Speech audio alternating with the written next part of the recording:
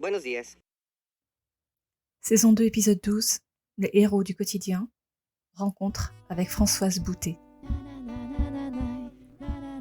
Sensiblement différent, le podcast des humains sensibles et différents. Salut et bienvenue dans un nouvel épisode de Sensiblement différent.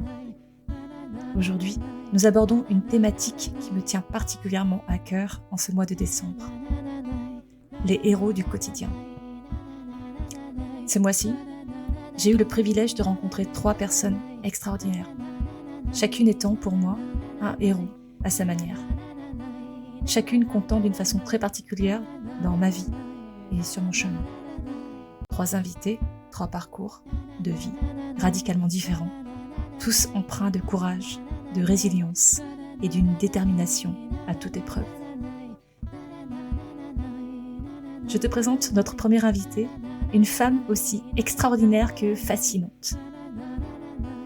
À 63 ans, elle incarne la quintessence de la polyvalence et de la résilience. Voici Françoise Boutet, une âme punk aux multiples facettes. Tatouée, percée, amatrice de bière IPA, Françoise a embrassé la diversité dans chaque aspect de sa vie. Sa carrière professionnelle est aussi variée que captivante. Du commerce à l'éducation nationale en passant par le RNI, et son parcours ne s'arrête pas là. Formée à la technique EFT, Emotional Freedom Technique, ou technique de libération des émotions, Françoise a un parcours solide dans la gestion des émotions et du stress. Un talent précieux qu'elle partage également en tant que podcasteuse.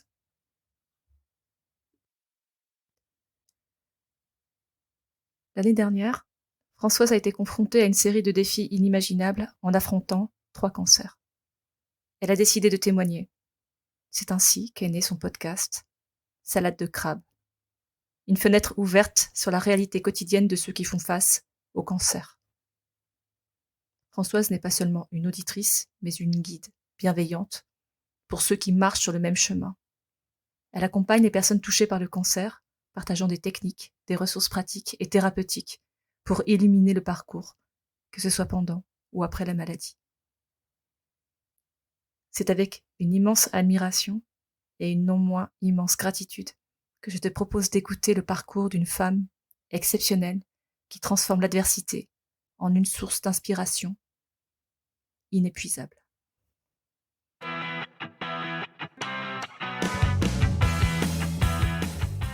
Bonjour, je m'appelle Françoise Boutet et en 2022, j'ai vécu et vaincu 3 cancers, du sein et du poumon. Je te transmets ici tout ce que j'aurais aimé savoir, tout ce que j'ai pu glaner et tous les outils qui m'ont aidé à vivre le mieux possible cette période. Bonjour Françoise.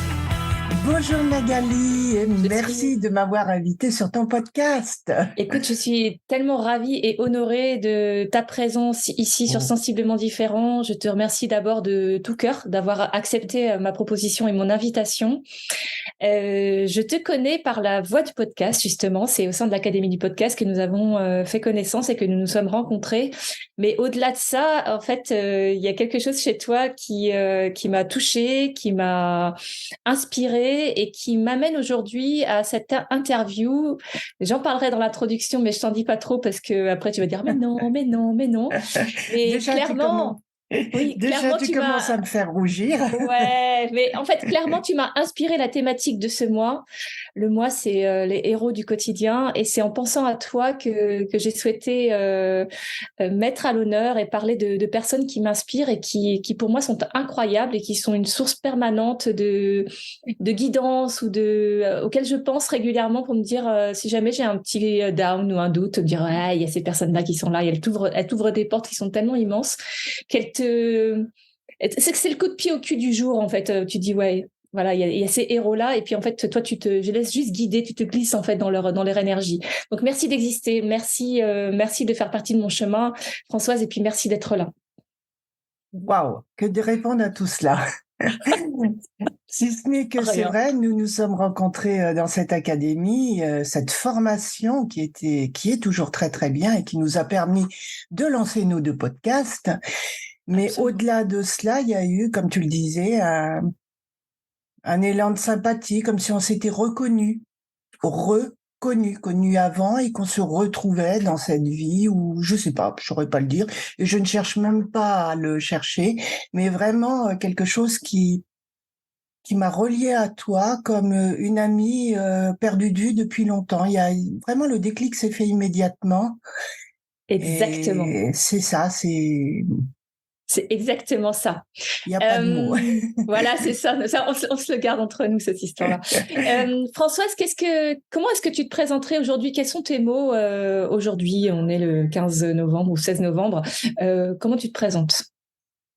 Alors, je me présenterai comme une femme de 63 ans, une femme parce que j'ai la chance d'avoir un compagnon, un mari, mais je n'aime pas ce terme parce que c'est trop institutionnel, depuis plus de 45 ans, que j'aime toujours. Nous sommes toujours en amour depuis tout ce temps. Wow. Euh, une mère, une grand-mère, mais également une HP ou une zèbre, puisque maintenant c'est le nom beaucoup plus sympa. De, enfin, j'ai toujours su que j'étais surdouée entre guillemets, puisqu'on nous appelait comme ça avant, et j'ai été détectée à 16 ans l'année de mon bac, mais en plus j'ignorais ce que c'était réellement d'être zèbre, d'être hypersensible, d'être à côté. Et ça, je l'ai découvert il y a une petite dizaine d'années et ça a changé mon quotidien. Donc maintenant, j'assume qui je suis, mais dans la douceur et non plus dans la révolte, comme je le faisais avant. Et cette maladie, puisque l'an dernier, j'ai traversé 3 cancers, 2 tumérectomies au sein et une lobectomie pulmonaire, enfin un cancer au poumon, avec un lobe retiré. Et ça m'a permis de faire le point sur toutes mes peurs, sur tout ce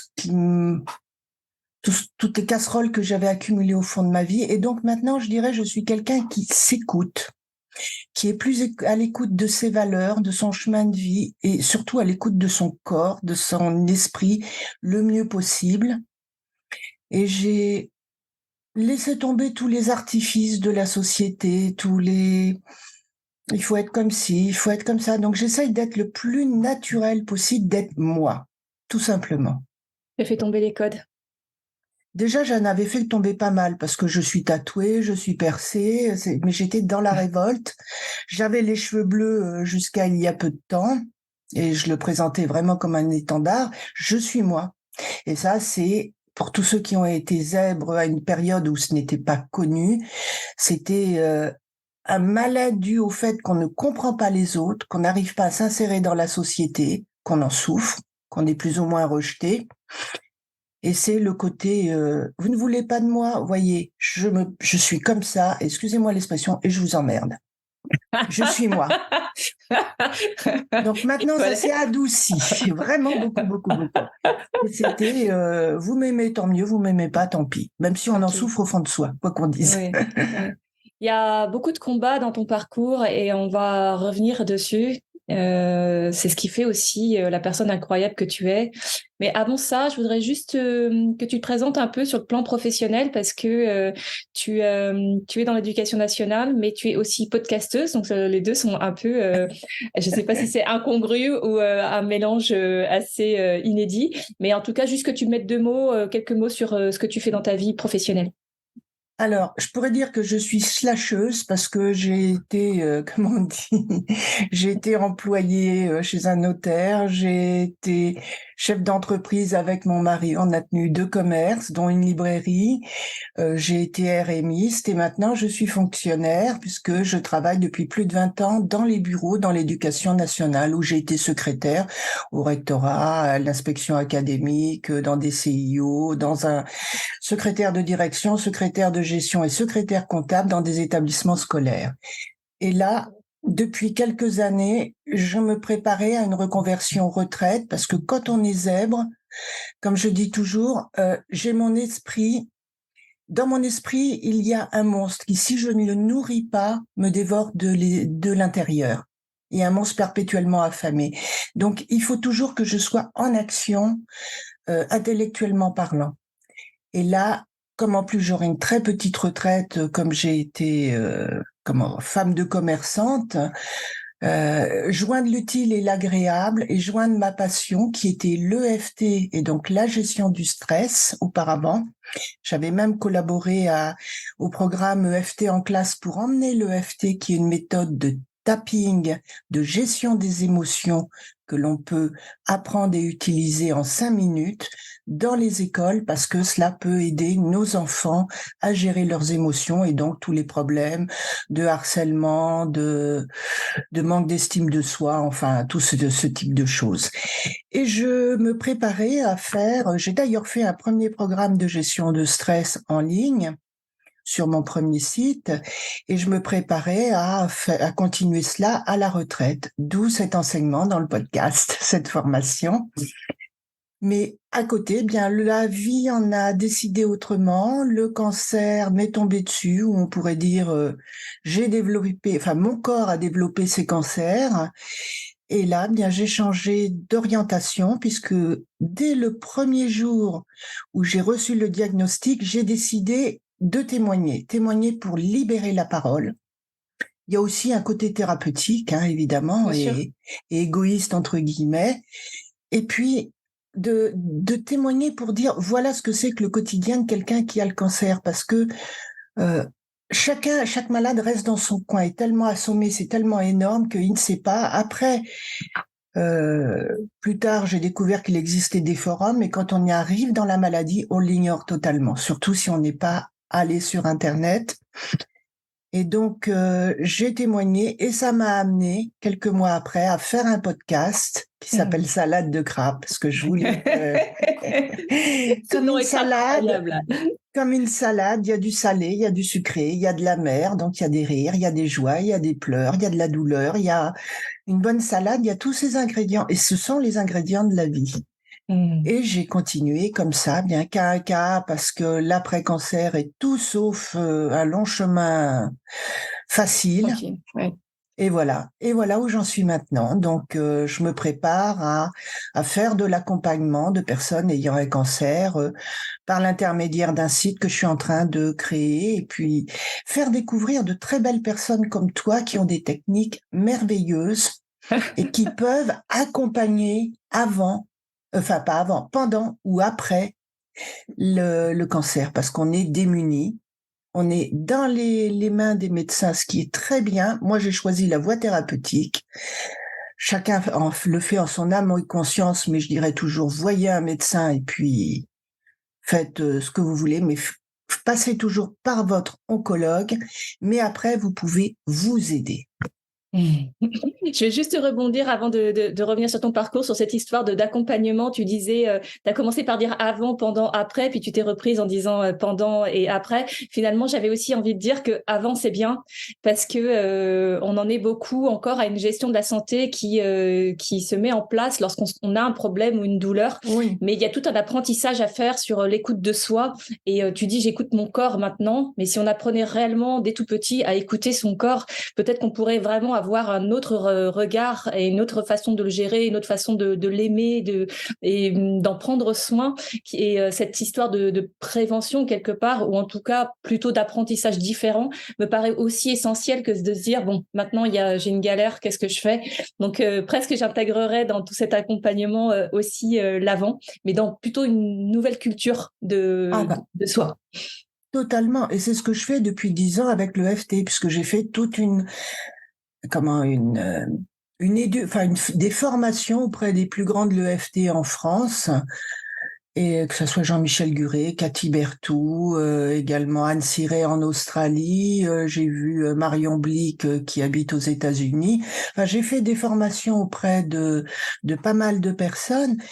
Et ce qui m'a choqué le plus quand je voyais les médecins, les oncologues, c'est qu'est-ce que vous prenez comme médicament? Rien. Rien, je dis non. Bon, des fois, quand j'ai une migraine, un cachet, mais sinon, rien. Et là, il me sortait la liste, vous n'avez pas de diabète, vous n'avez pas de cholestérol, vous n'avez pas ci, vous n'avez pas d'hypertension, vous n'avez pas ça. Je dis, mais non, je ne prends rien. Comme si, arrivé à 60 ans, c'était obligatoire d'avoir des médicaments. D'avoir la panoplie, en fait, des mots et voilà. des médicaments. Alors, je ne suis pas contre, hein, c'est pas du tout la question. Je prends des antibiotiques, je vais voir mon médecin quand je suis malade. Mais à côté, je n'ai pas, je ne prends pas de médicaments, je n'ai pas de maladie chronique, j'ai cette chance. Et puis, j'essaye d'avoir une hygiène de vie, ce qui ne m'empêche pas de profiter de la vie, totalement. Mais voilà, et je pense que la gestion des émotions, il joue beaucoup puisque notre corps somatise énormément. Alors là, je te rejoins absolument sur ce point-là. On en a déjà eu parlé avec d'autres personnes, alors dans le podcast, mais ailleurs. La gestion des émotions, pour moi aujourd'hui, c'est un enjeu fondamental parce qu'on se rend compte que ceux qui savent gérer leurs émotions, ou qui ont appris ou qui savent mieux les gérer, ont une action sur leur chemin qui est vraiment décuplée, qui leur permet vraiment de se trouver davantage, d'être beaucoup plus libre, d'être moins bloqué en fait dans leur cheminement. Donc, ça me paraît essentiel de parler de cette facette-là, de la gestion des émotions, comme étant un filtre lorsqu'on le subit, mais aussi comme libérateur et comme un guide lorsqu'on sait jouer avec, quoi. Voilà, parce que les émotions sont naturelles, elles nous permettent d'avancer, puisque émotion, c'est ça. Et hors de émotion, avancer, motion modérée, je pense, Le mouvement. avancer. Mais c'est normal. Mais normalement, une émotion, ça monte, ça arrive au bout et ça redescend. Tandis que dans notre vie actuelle, on se bat contre ce que l'on appelle des tigres de papier, c'est-à-dire que notre inconscient ne fait pas la différence entre un vrai tigre qui va nous sauter dessus, et ça, c'est l'héritage de nos ancêtres pour survivre, et la peur du patron qui va nous attraper, ou du Exactement. conjoint qui va nous reprocher quelque chose, voilà. Et donc, on reste dans cette anxiété permanente, dans cette peur permanente, au lieu de l'évacuer. Et c'est c'est ce que ces techniques, et notamment l'EFT, qui est vraiment mon chouchou, je suis tombée en amour de cette méthode, permet de faire, et en quelques minutes. Est-ce que tu peux en parler de cette méthode-là, l'EFT? D'abord, comment tu l'as rencontré toi? Comment c'est arrivé sur ton chemin? Et ensuite, en quoi ça consiste concrètement? Alors, je l'ai rencontré dans un salon du bien-être. Il y a plus d'une dizaine d'années, peut-être une quinzaine. Donc, il y avait quelqu'un qui nous montrait. Alors, l'EFT, c'est simplement stimuler par tapotement le plus souvent. C'est pour ça qu'on appelle ça tapping. Tous les points d'arrivée des méridiens sur les mains, la tête, le torse. Et il y a un point sous les bras. Et donc, simplement en stimulant ces points par léger tapotement ou par frottement, ça permet de, comme on dit en schématisant, lever le pied de l'accélérateur et appuyer le pied sur le frein de nos émotions. Simplement par technique, et c'est dérivé de la médecine traditionnelle chinoise. Et après, il y a un second niveau qui est de verbaliser ce que l'on ressent. Alors, on ne parle pas il faut se relier à une émotion alors que l'on ressent peut-être à l'instant. Par exemple, même si j'ai peur de faire cette interview avec Magali, on ressent l'émotion. Bon, là, je l'ai pas du tout, mais ça serait la peur, ou dans le corps. Donc là, on rejoint la kinésiologie. J'ai les mâchoires qui serrent, une boule dans la gorge, un ballon de football dans le ventre, les muscles qui se crispent au niveau des épaules ou ailleurs, sur un niveau de 0 à 10, 0 étant le bien-être absolu, 10 le mal-être absolu. Quelquefois, il y a une phrase qui vient spontanément, je vais jamais y arriver, je suis trop nulle. Donc, on dit tout ça en tapotant. Alors déjà, dans un premier temps, on fait le point. Qu'est-ce que je ressens maintenant? Ou quand on pense à quelque chose de bien précis. On ne dira pas j'ai peur d'aller à l'école. Je dis ce matin ou hier j'avais peur, et là on se replonge là-dedans. On marque sur une feuille ce qui vient, donc l'émotion ou le niveau, s'il y a une phrase qui vient, et juste avec ça, on commence à ce qu'on appelle le point karaté, le tranchant de la main, en répétant 3 fois, même si en ce moment j'ai peur de cette interview, je ressens cette peur à tel endroit, j'ai peur à temps, j'y arriverai jamais. suivi par une phrase d'acceptation, l'idéal étant « je m'aime et je m'accepte tel que je suis, je fais toujours de mon mieux », ou sinon ça peut être « c'est ok pour moi, je suis une belle personne, je suis une belle petite fille, je vais y arriver ». Donc on accepte le problème et on accepte de s'aimer ou d'envisager de s'aimer. Et c'est tout. On répète 3 fois ça. Et à chaque fois qu'on appuie ensuite ce qu'on appelle la ronde, c'est-à-dire tous les points, ça sera j'ai peur en ce moment, je la sens à tel endroit, à tel niveau, j'y arriverai jamais. Oh, cette interview qui me fait peur, j'ai peur, j'ai peur, j'ai peur, j'y arriverai jamais. Et c'est tout. Et avec ça, on déprogramme ce que l'on ressent et éventuellement ce qui s'est passé auparavant et qui fait qu'on est réactivé face à quelque chose. Et l'EFT, c'est, on dit, ça fonctionne sur tout ce qui nous fait dire c'est plus fort que moi. C'est plus fort que moi. Quand mon mari me dit ça, je me mets à crier. C'est plus fort que moi. Quand mon patron est devant moi, je n'arrive plus je suis bloquée. Ce qui est une des réponses au stress physiologique qui sont la fuite, l'attaque ou le figement. Et c'est normal. Ça ne dépend pas de notre intellect, de notre pensée, conscience. Mais c'est notre câblage inné. Voilà. Donc c'est hyper simple. Ouais. Et je trouve ça vraiment intéressant parce que quand tu étais en train de parler, j'avais vraiment dans la tête les mots déprogrammation et reprogrammation. Ça c'est très très très proche des techniques que j'utilise de façon générale, même si j'utilise d'autres outils, mais c'est vrai que dans la façon d'approcher, en fait, c'est très très proche. C'est aller identifier la source de la peur ou du stress, et puis en fait dire au cerveau c'est bon. En fait, on enlève l'impact et puis on va faire autrement, quoi. Mais là, on n'identifie pas la source. Et quand je faisais des séances, je ne demande jamais aux personnes à quoi elles pensent, quelle est la source, quelle est l'origine du problème. Je dis, vous pensez à ça, quand vous êtes prêt, vous êtes dedans, vous me le dites, et là, vous me dites l'émotion, ou dans le corps, le niveau et la phrase. Et c'est tout. Et ce qui est super intéressant d'ailleurs, c'est qu'on n'est pas obligé de rester des heures dans quelque chose de dramatique ou de tragique. En fait, ça devient quelque chose d'assez factuel. Et rien que l'approche elle-même, elle enlève quelque part le côté émotionnel de la situation. En fait, on fait face à quelque chose, à un blocage, à quelque chose qui est plus fort qu'eux, donc à une situation qui nous dépasse. Et puis on va dire bon, ok, donc comment est-ce que je fais en fait pour pouvoir réduire cet impact-là ou pouvoir y réagir d'une façon différente. Alors, ceci dit, sachant que quand on le fait sur soi, on n'attaque jamais de gros problèmes. Parce qu'il faut savoir que l'EFT est maintenant utilisé dans le traitement, par exemple, de stress post-traumatique des vétérans des armées canadiennes et américaines. Donc, on peut toucher des choses, mais très, très profondes. Ça a été utilisé pour des victimes de viol, pour quand il y a eu le tremblement de terre à Haïti, Jean-Michel Guret y est allé et a aidé des populations entières.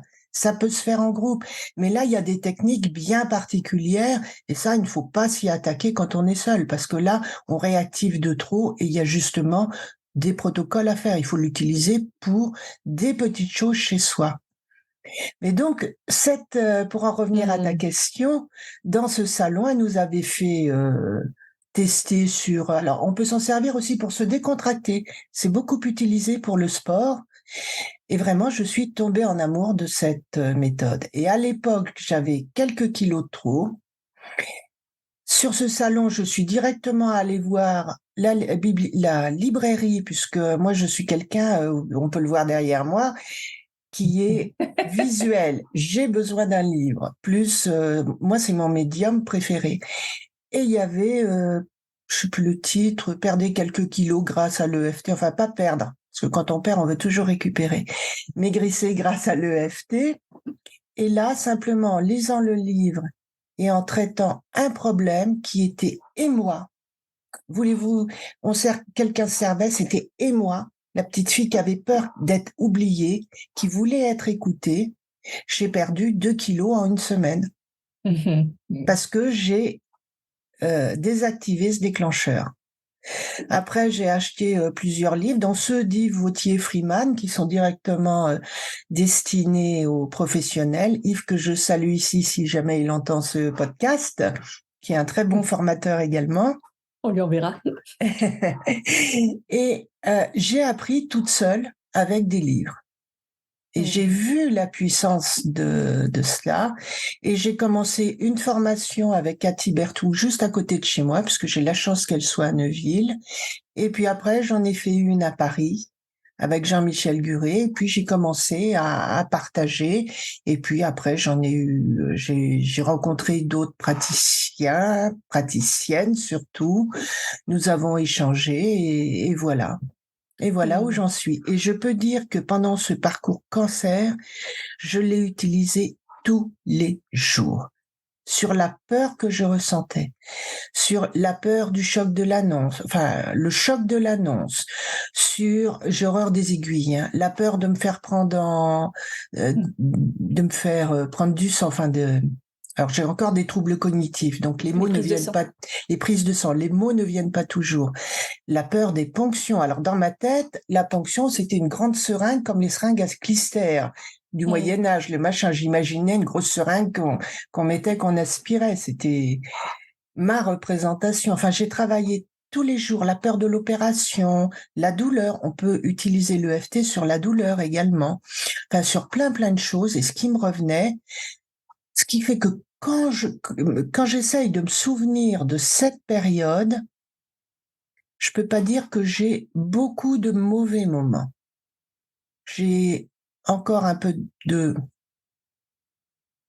c'est même plus de la colère parce que j'ai travaillé dessus, de révolte, de la manière dont on m'a annoncé certaines choses, dont j'ai été reçue par certains médecins, très peu heureusement, mais par la déshumanisation. Alors on en parle beaucoup en ce moment avec l'éducation nationale, mais à l'hôpital c'est pareil parce que les personnels, enfin tout au moins dans l'hôpital dans lequel je suis, sont tellement harassés, pressurés qu'ils deviennent des robots pour se protéger et pour tenir, pour faire face. Donc j'ai fait des très belles rencontres, mais j'en ai fait des un peu moins bonnes.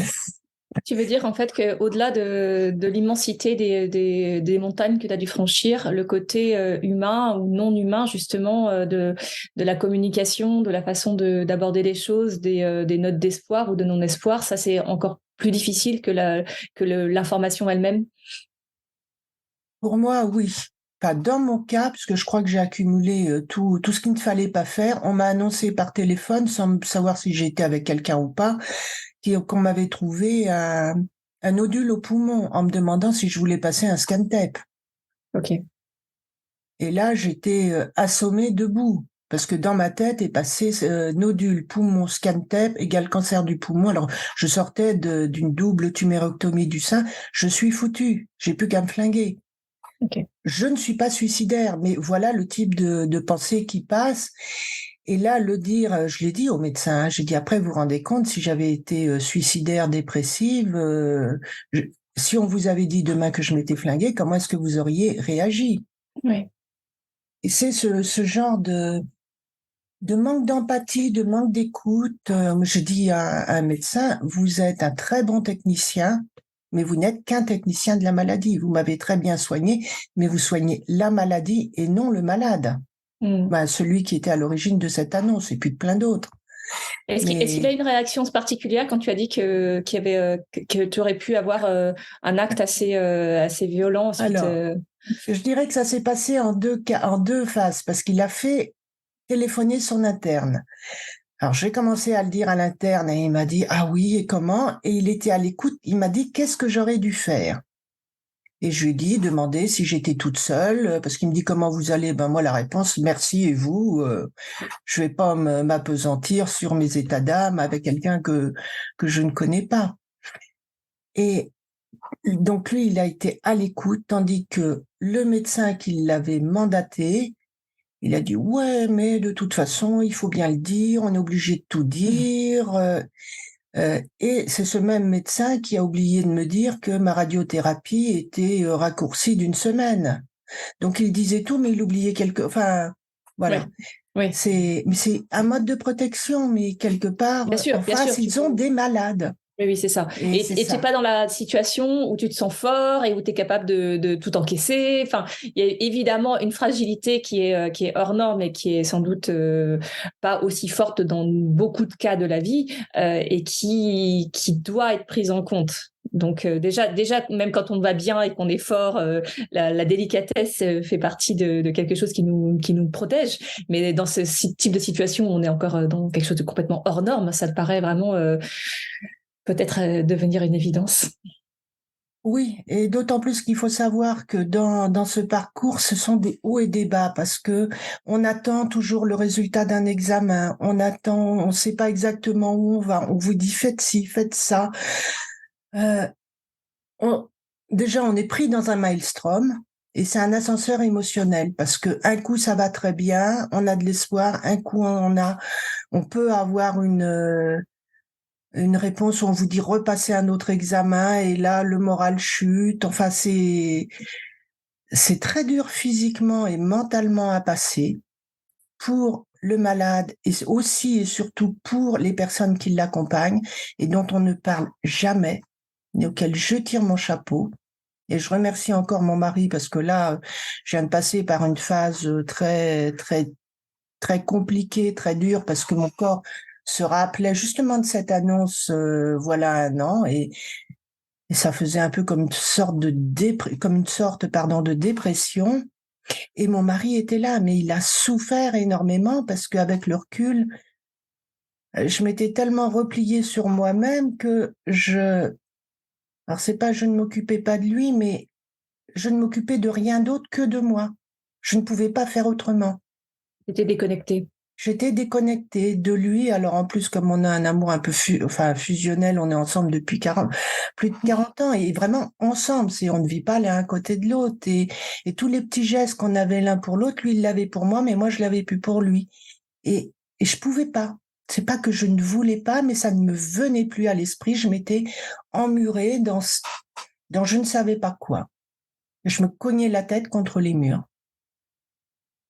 Et pour te dire, hier, il est revenu. Bon, nous avons eu une séance qui m'a libérée de tout ça. Et il est revenu avec une énorme fleur en me disant, tiens, ça c'est pour toi. Et tout en étant malheureux de ce que j'y avais fait subir les jours avant. Enfin, c'est l'amour, voilà. Et heureusement que nos aidants sont là parce que enfin, nos aidants, nos proches, ceux qui nous aiment. Quand je dis aidants, c'est pas simplement l'infirmière qui nous aide, parce que c'est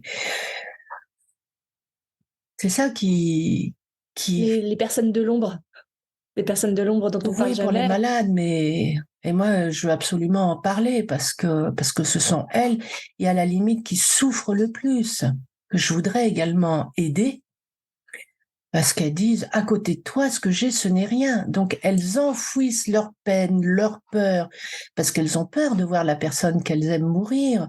Elles vivent à la fois en direct et à la fois en différé, parce qu'elles nous portent, elles nous remontent le moral, elles nous aident au maximum en nous faisant des petites attentions, des câlins, enfin, le quotidien est pas drôle. Même pratiquement un an après ma deuxième opération, j'ai encore des troubles cognitifs, j'ai des douleurs assez importantes aux articulations parce que l'hormonothérapie a des effets secondaires, des baisses de libido, des sueurs nocturnes, enfin il y a plein, des insomnies, des troubles cognitifs, hein, il y a plein de choses qui sont encore là et qu'on ne voit pas. C'est tellement, tellement juste, c'est tellement beau ce témoignage que tu partages là, parce que c'est vrai que, alors déjà, on avait du mal à imaginer le parcours de celui qui est malade et on ne prenait pas forcément en compte ce qu'il traversait et tout ce dont tu parles très justement, l'ascenseur émotionnel.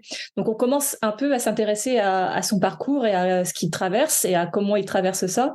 Mais effectivement, les personnes qui sont autour, qui ne se permettent pas en fait d'être dans la souffrance parce qu'ils se sentent un peu pas ridicules, mais pas en tout cas légitimes par rapport rapport à la souffrance de l'autre. C'est vrai que ces personnes-là, on en parle encore moins, et que ce soit dans l'accompagnement d'un malade, mais que ce soit aussi dans toute autre situation où il y a une personne qui est en difficulté, ces personnes de l'ombre, c'est pour ça que je disais les personnes de l'ombre qui sont les aimants, en fait, et qui sont là pour soutenir, apporter toute juste leur présence, mais qui savent pas forcément comment faire, qui savent pas comment soulager, qui ont pas ce moyen-là, parce que d'abord, ce n'est pas leur rôle. On n'en parle quasiment jamais. Et je te remercie vraiment infiniment d'avoir cette ouverture vers ces personnes-là. Et ça m'amène à deux questions. Toi, comment est-ce que tu as traversé tout ce parcours qui est quand même plus qu'un Himalaya à surmonter. Et puis, ton compagnon, comment est-ce que lui, est-ce qu'il t'a témoigné de comment il avait vécu et surmonté ça? Est-ce que c'est un échange que vous avez eu? Donc, toi, d'un côté, et puis lui de l'autre. Alors, pour moi, je dirais, quand j'y repense, des souvenirs, je l'ai relativement bien traversé. Alors, je m'accrochais à plusieurs choses. La première, les petits bonheurs. Alors, il faut dire que je fais de l'EFT depuis 10 ans et donc j'ai avancé, comme tu disais, dans la prévention, dans le avant. Et je vis au jour le jour. C'est-à-dire, ce qui est passé est derrière. Je peux rien y changer. Si prendre la leçon pour ne pas de ce qui s'est passé pour éviter de commettre les mêmes erreurs. Et demain, de toute façon, pourquoi m'en faire? Parce que bon, je vois beaucoup de personnes qui ont peur des métastases.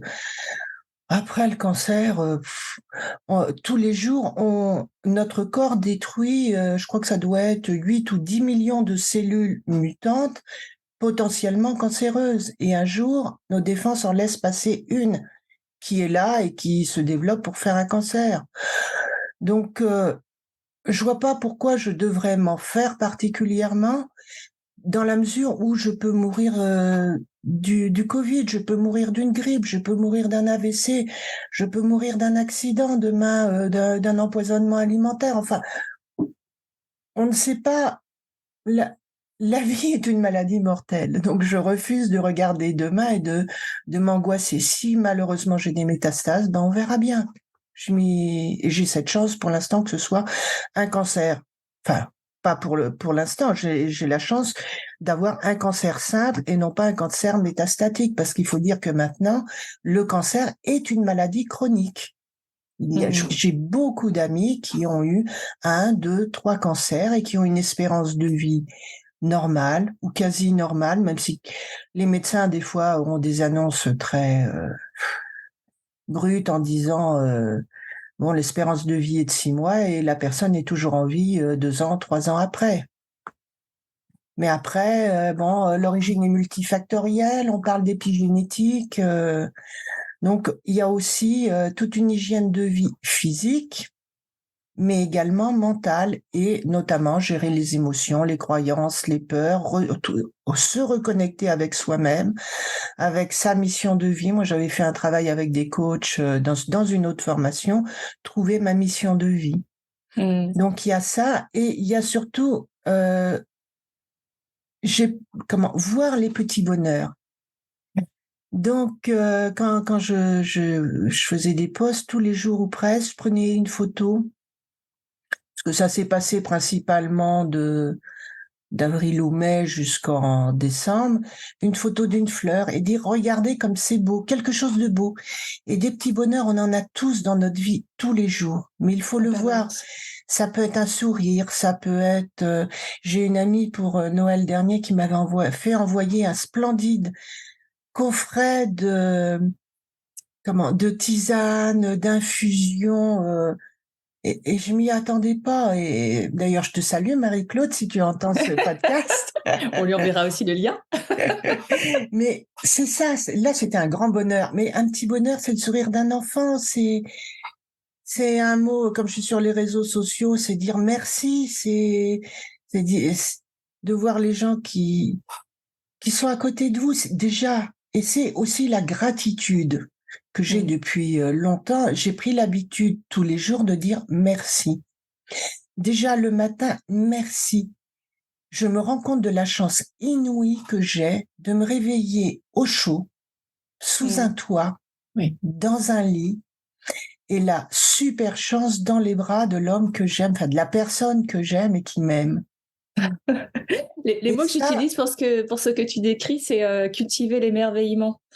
Tu vois, comme si oui, y a quelque chose de l'ordre comme l'enfant, tu sais, qui regarde les choses avec juste comme si c'était incroyable. Et c'est incroyable, mais on oublie que c'est incroyable. Pour en arriver là, pour arriver à justement la fleur, la délicatesse et puis toute cette perfection-là, en fait, c'est incroyable. Et on la cherche parfois ailleurs alors qu'elle est juste devant nous.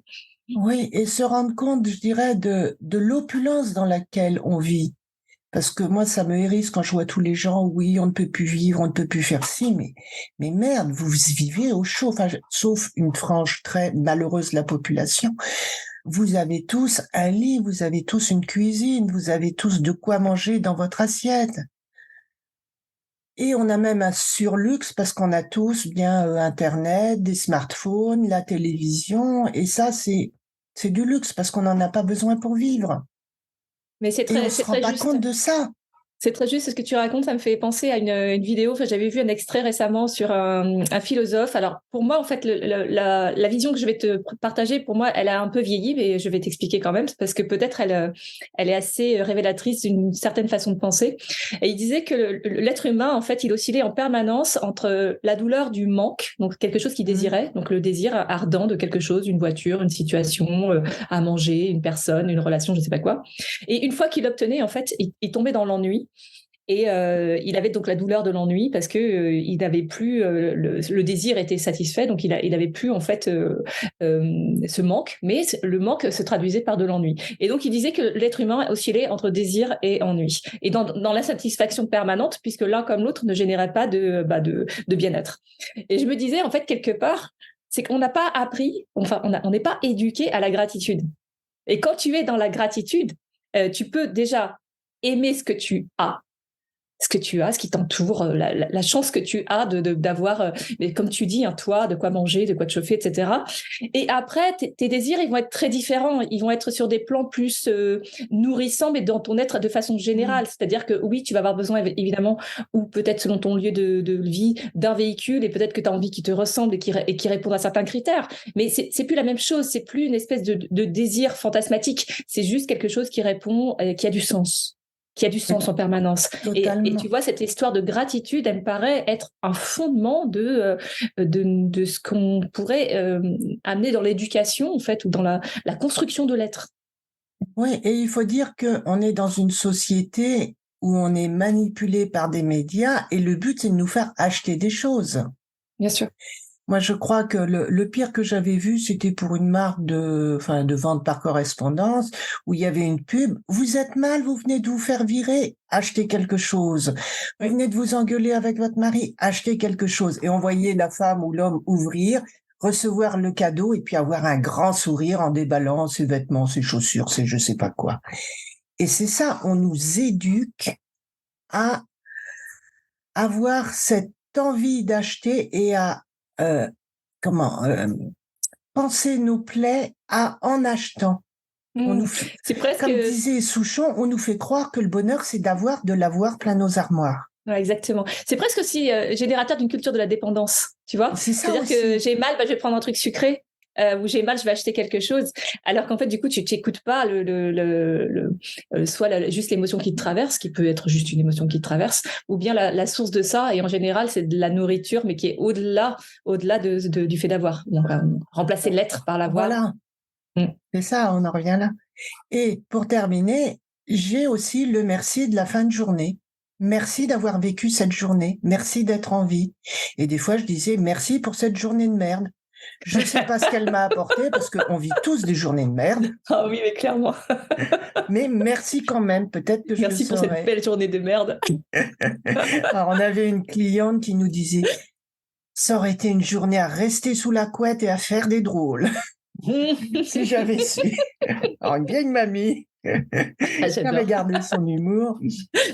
Et c'est vrai que l'important dans notre vie, c'est ce qui ne peut pas s'acheter, c'est la santé, c'est la famille, c'est avoir un compagnon, une compagne avec soi, c'est être au chaud, c'est manger. Et quand on a ça, après, on peut aller plus loin. Bon, c'est le triangle de Maslow, la pyramide Ouais. de Maslow. Si on a nos besoins de base, plus nos besoins de sécurité. Après, on peut aller plus loin dans notre révélation spirituelle. Absolument. Absolument. Je voudrais juste passer du coup sur l'histoire de ton compagnon. Lui, il a un parcours aussi qui est certainement plus invisible. Comment t'a-t-il témoigné qu'il vivait, qu'il survivait au quotidien, toutes ces épreuves? Alors, il me surprotège. Toujours, ça va, tu veux que je fasse ça, tu as besoin de ça. Même en devançant mes besoins. Je m'allonge sur le canapé, il va me donner une couette. Le matin, il va m'apporter mon petit déjeuner. Et puis, aussi, nous sommes très câlins, toujours. Ce qui nous a permis à passer ce cap, parce que la vie sexuelle, elle est réduite à zéro, hein, entre la douleur, les peurs, les émotions, et puis la douleur physique et les médicaments. Mais garder cette production d'ocytocine par le contact, par les câlins et en parlant. Comme là, j'ai dit, je sais pas ce qui m'est arrivé ces jours derniers, c'était pas moi. Lui, il le dit, j'en peux plus. Il faut que ça change. J'en peux plus que tu fasses ci, que tu dises ça. Mais là, c'est vraiment quand il arrive au bout, alors que je préférais qu'il me dise avant, stop, qu'il me dise d'arrêter de faire, parce que je me rends pas compte.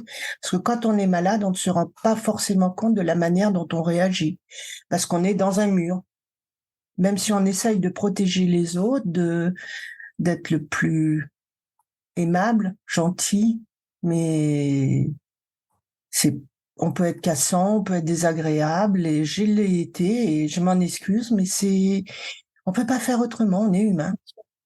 Est-ce que lui, il avait aussi des techniques de gestion de ses émotions, ou comment est-ce qu'il faisait au quotidien? Le sport, le sport. Ouais, le sport, parce qu'il fait du billard, il fait du tennis, donc il le faisait. Parce qu'il disait, j'ai envie de taper dans quelque chose, donc ça lui a permis de gérer ça.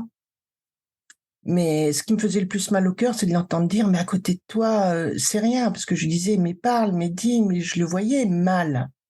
Mais il se refusait à en parler parce que c'est toujours cette parole, à côté de toi, je n'ai rien à dire, c'est toi qui souffres. Non, on est un couple, lui aussi souffre. Pas de la même manière, pas dans sa chair, mais dans son esprit, dans ses émotions. Et par contre, après, quand ça allait mieux, il a tout lâché. Et puis ça a été dur aussi, justement, de lâcher cette hyper-vigilance, d'être toujours... Cette tension permanente. Voilà, c'est une tension permanente, ce stress permanent. Qu'est-ce que tu dis, toi, aux personnes que tu accompagnes aujourd'hui qui sont atteintes d'un cancer? Quel est ton regard et qu'est-ce que tu leur apportes comme élément de compréhension ou de ressources? Alors, déjà, parler, témoigner. Surtout parler, parce que tous les gens, même maintenant, oh, tu sors, tu vas bien. Je dis oui, mais quand je vais pas bien, je ne sors pas. Et là, vous me voyez pas. Quand je suis roulée en boule dans mon lit parce que j'ai mal ou que je suis à plat, que j'ai plus d'énergie ou que j'ai envie de pleurer, je ne sors pas. Donc, parlez, dialoguez, dites aux gens, à vos proches, faites de l'éducation. Après, je dirais, le cancer est multifactoriel. C'est un chemin et c'est un chemin de vie. C'est une maladie. C'est un très gros choc au début. Mais après, au bout d'un moment, ça peut vous aider à voir les choses autrement et à comprendre que l'on vit dans notre société dans la peur de perdre son travail. Souvent, on est mal dans son travail ou dans une autre situation et on n'ose pas en sortir par peur de se retrouver au chômage, par peur de ne pas avoir assez d'argent, par peur de se retrouver seul avec ses enfants, par peur de toutes les peurs héritées de notre éducation au sens large, c'est-à-dire ce que nos parents nous ont transmis, mais ce que nous avons compris de notre vie, des épreuves que nous avons traversées. Et quelque part, les personnes qui se retrouvent face à un cancer, toutes les peurs qui étaient imaginaires, qui étaient illusoires, là, elles ont une densité parce que c'est une vraie peur, parce qu'il y a un vrai danger. Et du coup, peut-être que ça permet quelque part de comprendre tout cet épuisement qu'on a en permanence pour des choses qui n'existent pas et qui nous détournent aussi de l'essentiel. Alors, je dirais pas ça comme ça. Je dis quand on est face à une maladie mortelle, puisque c'est ça, et encore dans notre imaginaire, cancer égale mort. Enfin, imaginaire, c'est pas ce qu'on imagine, mais c'est pour beaucoup de personnes ont peur du cancer parce que pour elles, cancer égale mort. Mais Covid peut Oui. veut dire la même chose. La grippe aussi, Bien sûr. un AVC aussi, un arrêt cardiaque aussi. Mais il y a eu Un accident. un accident, mais il y a eu toute cette culture entre guillemets du cancer et on en parle toujours d'une longue et douloureuse maladie. Ne pas dire les mots déjà, mais je dis quand on est face à ça, les choses se remettent en perspective. J'ai pas d'argent, ben c'est pas grave, je ferai autrement. Est-ce que ça vaut le coup vraiment que je continue à vivre pendant 10 ans, 20 ans dans dans ce métier, avec cet homme, avec cette femme, dans cette maison, avec mes parents, si je me force et si ça ne me convient pas? Et moi, personnellement, alors c'est ma croyance, je suis persuadée que mon corps a somatisé plein de choses auparavant pour en arriver à cette maladie qui m'a dit stop. Il est temps de changer une partie de ta vie. Quelque part, tu t'es emparé de la situation celle qui était devant toi, à laquelle tu devais faire face parce que tu ne pouvais pas l'éviter, et t'emparer de ça finalement pour comprendre ce qui ne fonctionnait pas dans ton ancien mode de vie et te remettre sur ton vrai chemin. C'est même pas conscient parce que quand on est là, c'est un travail inconscient et c'est la suite de ce que je faisais, du développement personnel. Ce que je dirais, je suis tombée dans la marmite de l'énergétique quand j'avais 15 ans. On m'a, entre guillemets, donné le don, puisqu'on m'a en réalité dit que je pouvais couper le feu et barrer les entorses. D'accord. Ce qui m'a emmené, comme il n'y avait pas toutes ces formations, au Reiki, puisque c'était le seul protocole qui pouvait expliquer. Alors, j'ai une formation scientifique de base, donc il y a une partie de moi qui est très rationnelle, qui veut comprendre, qui veut aller plus loin, parce que je m'étais aperçue que ça fonctionnait. Donc, pourquoi, comment essayer d'aller plus loin? Donc, j'ai fait du Reiki. Après, j'ai eu l'EFT. Je me suis formée en fleurs de bac, en magnétisme, en biogéologie. Et tout ça, ça fonctionne. En communication animale. Enfin, j'ai plein de techniques à mon arc. Et puis, c'est aussi le problème des ZEP. Toujours apprendre, toujours aller plus loin, toujours... le syndrome de la pie, toujours prendre. Je me suis un peu calmée. Et en fin de compte, je me rends compte que toutes ces techniques énergétiques sont identiques et elles vont toutes vers le même centre, c'est se relier avec l'énergie qui nous entoure et dont nous faisons partie. Alors ça peut être, suivant ce que nos croyances, et ce n'est pas péjoratif ce que je dis, ça peut être une religion, être appelé Dieu, Allah, etc. Alors je parle du verbe, je ne parle pas du dogme qui est derrière. Le dogme, ce sont les hommes. Le message initial, c'est dans toutes les religions, c'est aimez-vous les uns les autres, ni plus ni moins. Donc cette spiritualité, ça peut être l'univers, ça peut être la vie, ça peut être Gaïa, chacun y met un nom. Il y a quelque chose qui est plus grand que nous et se relier à ça, alors que on s'en coupe, c'est vraiment ça. Et après se rendre compte que notre vie est merveilleuse. Et là, arriver à lâcher prise. Alors, je vous dis pas lâcher prise. Pendant 10 ans, je me disais, il faut que je lâche prise. Et l'EFT m'a permis un jour, je m'en suis rendu compte que j'étais arrivée maintenant que je ne recherchais plus à cet état. Je suis en train, donc cet accompagnement, moi vraiment ce que je suis en train de mettre en place, c'est un site. Alors j'ai déjà un podcast pour pour témoigner. C'est dire, voilà, il y a ça qui m'a aidé, donner des conseils pratiques. Par exemple, savez-vous qu'il existe une loi qui s'appelle la loi Kouchner, la loi des patients, que vous pouvez, si vous vous trouvez face à un médecin qui est arrogant, parce que ça existe, qui vous infantilise, vous lui mettez, vous dites, vous devez m'expliquer. Savez-vous que vous pouvez aller demander conseil à un autre oncologue? Je l'ignorais, tout ça, je l'ai appris après. Donc, tout ce que j'aurais aimé savoir au début, Donc, aussi bien dans le podcast et puis plus tard dans un site. Et dans un site, j'aimerais faire connaître toutes ces belles techniques qui m'ont aidé, que ça soit sophrologie, que ça soit kinésiologie comme toi, que ça soit Reiki, que ça soit... enfin, il y en a eu des multitudes. Et l'univers m'a offert m'a apporté des personnes qui m'ont offert d'essayer leurs techniques, qui m'ont aidé, la méditation, la respiration, une multitude. Une abondance d'aide. Et j'en reçois encore. Et ça serait faire connaître tout ça et faire un réseau pour dire, il y a des forums de patients si vous avez un cancer du poumon et c'est là. Il y a des associations comme Rose Up, il y a la Ligue contre le cancer. Moi, j'y suis pas allée parce que pour moi, c'était trop. C'était trop, il fallait chercher, enfin, c'est peut-être une représentation. Je n'ai pas pu y aller sur ce site qui est par ailleurs très, très bien. Mais il y a des forums, il y a des associations comme la Vie Kintsugi qui vous aident après cancer à retrouver, à passer par-dessus. Enfin, il y a des coachs qui vous font des séances gratuites comme Rose Up, c'est pareil. Enfin, il y a plein d'associations qui vous aident et que vous ne connaissez pas.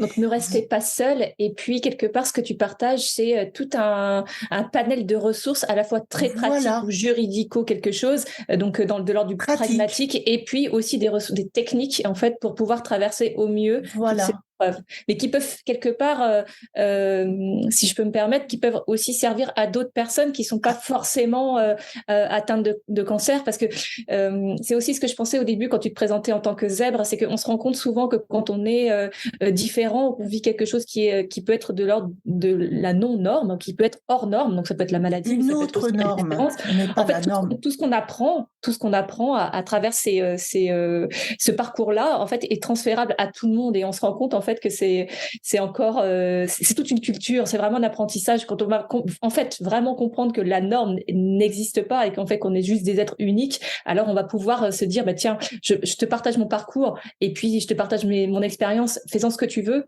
fais-en ton propre parcours. C'est ça. Mais dans tous les cas, partageons, communiquons, etc., etc. Et c'est apprenons à partager, comme tu dis si bien, et non plus à nous défier de l'autre. C'est ça. Parce qu'actuellement, on ouvre la télé, c'est la peur. On nous instille la peur de l'autre, la peur de l'étranger, la peur du futur, la peur du manque. Et bon, on est manipulé, manipulable. Enfin, c'est notre culture qui est comme ça. Ça fait appel à des systèmes neurologiques qui sont très efficaces. Tous les biais cognitifs. Ça marche quand on est formé là-dedans, on le voit. On le voit. Et c'est flagrant. Mais quand on n'est pas formé, comme nous avant, oui, bien sûr. On se fait avoir. Bien sûr. Bah oui, bien sûr.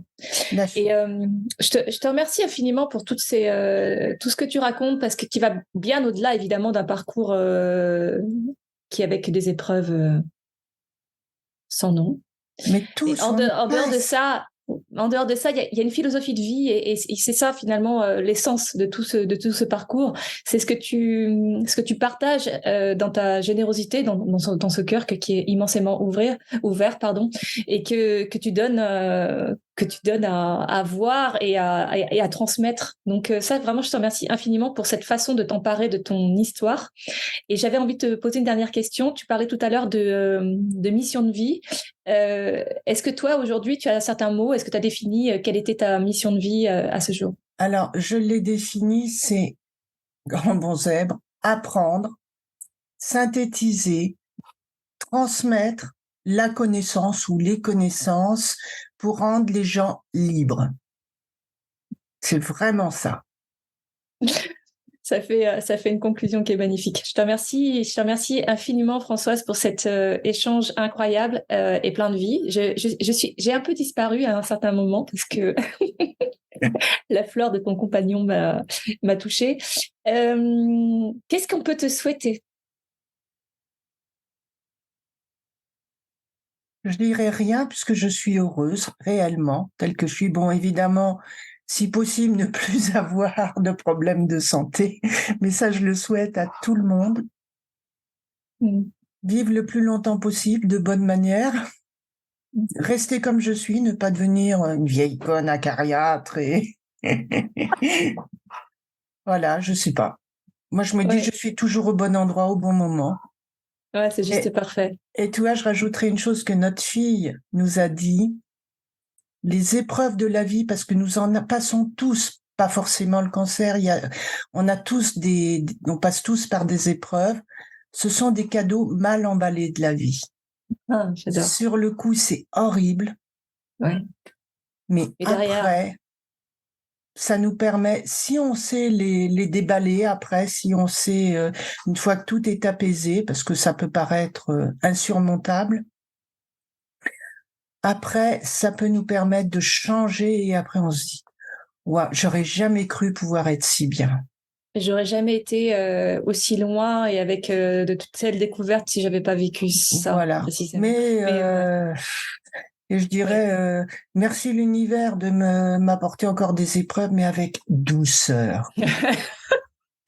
Mais je vais garder la phrase de ta fille comme conclusion. Les épreuves de la vie sont des cadeaux mal emballés. Merci. Merci à elle. Merci à toi. Moi, je te souhaite une magnifique journée. Je te souhaite de garder, en fait, cette énergie qui t'anime. Je te souhaite de garder cette étincelle qui fait celle que tu es. Je te souhaite de continuer à emmerder le monde et à transmettre tout ce qu'il y a Non, dans ton plus cœur. maintenant. Je ne veux plus Si. emmerder. Mais Moi, être j'étais fan de tes moi-même. cheveux bleus. Bah, j'ai arrêté parce que bah, ce sont pas des produits qui sont terribles pour Ben les. ouais. Ouais. Et c'est justement avec une autre copine de podcast que j'ai pu Ouais. faire un coaching pour me Et une permettre transition. d'accepter ma nouvelle apparence. Mais Et t'as toujours ton c'est côté punk, l'important. hein. Pardon? T'as toujours ton côté punk. Garde-le. Mais pas Merci. punk, parce que je dis pas nos futurs. Ouais, Je ouais, dis présent. ouais, Mais je suis ouais. Mais d'accord, c'est peut-être, mais peut-être que être dans le présent, c'est le new punk, tu vois? Ah oui, et ça, je suis tout à fait d'accord. Alors là, je le revendique haut et fort. Donc, faut trouver Rock and un bon roll. slogan. Je t'embrasse, Françoise. Merci infiniment. Je te Moi souhaite une géniale aussi. journée. À très bientôt. Et merci à toi de m'avoir accueilli, invité et accueilli aussi bien. C'est un vrai plaisir. La semaine prochaine, je t'emmène dans un autre univers, un autre défi, un autre combat, à la découverte d'une personne dont le courage n'a d'égal que les montagnes qu'elle gravit chaque jour. Son parcours est une source d'inspiration pour moi. Elle a accepté de raconter son histoire.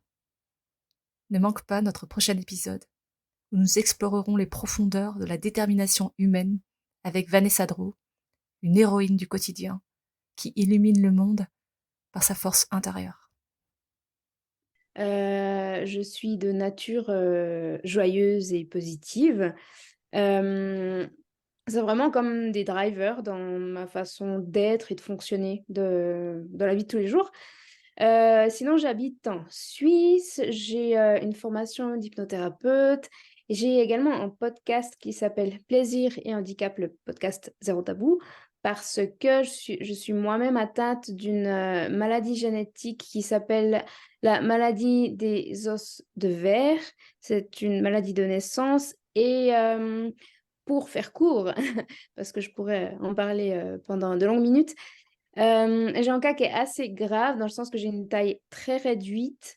J'ai une trentaine de fractures quand j'étais jusqu'à l'adolescence.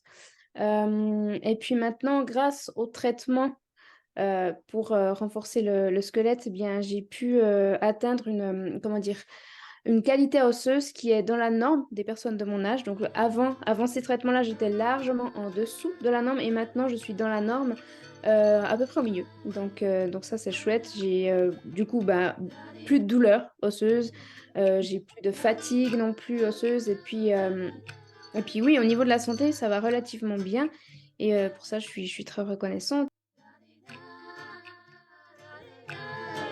Abonne-toi à ce podcast que tu peux trouver sur toutes les plateformes pour ne rien manquer et participer à cette aventure extraordinaire, la tienne. Tu peux choisir d'être simple auditeur ou de devenir acteur. Alors n'hésite pas, commente, like, partage et rejoins la communauté de Sensiblement différents.